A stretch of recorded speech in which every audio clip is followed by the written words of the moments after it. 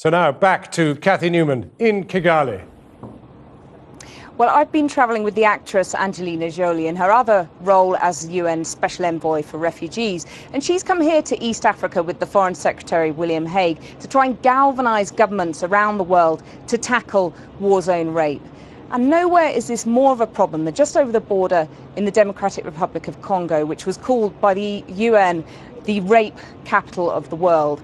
And 200,000 people have been raped there since 1998. Well, today we travelled to two camps in the east of the country set up to shelter people fleeing the fighting. There, Angelina Jolie and William Hague spoke to women who had survived rape and other forms of sexual violence, meted out by both the M23 rebels who occupied Goma last year and government troops. And we're now over the border in Rwanda, a country which the UN says is making the conflict worse by funding the M23 rebels. Well, Angelina Jolie and William Hague join me now. Angelina Jolie first, the camps we went to today, the women described there how they feared that if they went out that they would get raped. Some of them had been raped when they went out to collect firewood and food and so on. And I spoke to one woman who had been raped in the camp. The international community is really failing these women, isn't it? Yes, it's been failing these women for a very long time.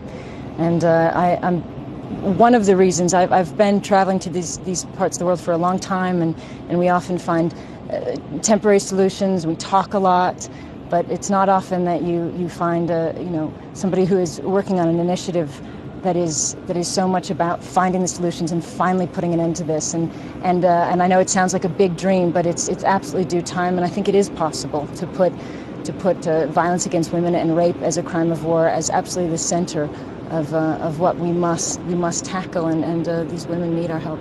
You're here with the UK government, clearly. The US government, Hillary Clinton, put this as part of the centre of her government in 2009, and yet nothing really happened. I mean, what makes you so confident that something can be done?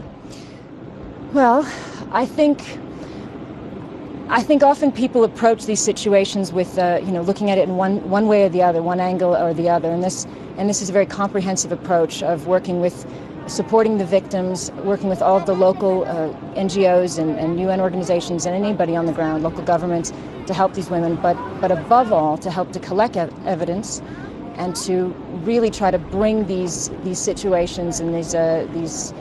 For example, what is happening in Syria. We want in the years to come, we want there to be evidence that is from what is happening right now to be brought to the trial, and to see prosecutions. And we won't have that unless we're collecting the evidence today. So this is being done, and there are many new things being done for a very comprehensive approach. William Hague, there was a glimmer of hope in recent days, wasn't there, when the M23 leader, Bosco Ntaganda, handed himself over to the US Embassy here in Rwanda. You've just been speaking to the Rwandan president. Have you managed to extract any promises about bringing the other M23 commanders to justice? Well, certainly the president of Rwanda and the Rwandan government are very supportive of our whole initiative on preventing sexual violence in conflict. They have cooperated with the transfer just this week, as you say, of General Bosco Ntaganda to the International Criminal Court in The Hague. So those are positive steps, and now we need many more countries to take positive steps. We can do something about this, as you've just been discussing. It now is an opportunity to move world opinion and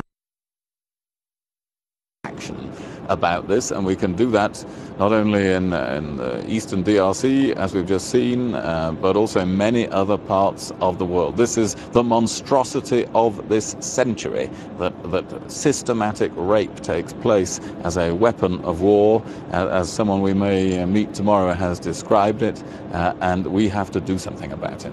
But when you look at the women we met today, they're really struggling to survive, they're struggling to get food. How, in terms of standing up in a court of law and saying, yes, I will testify against this man who attacked me, that's surely got to be a long way down the line, hasn't it?